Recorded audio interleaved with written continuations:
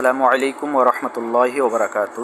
দিনদার মুত্তাকি পরেজগার ভাই ও বোনেরা, রোজাদার ভাইয়েরা, আশা করি সবাই ভালো আছেন। তারাবি, রোজা, তাহাজ্জুদ, অন্যান্য নেক আমল ভালোই করছেন।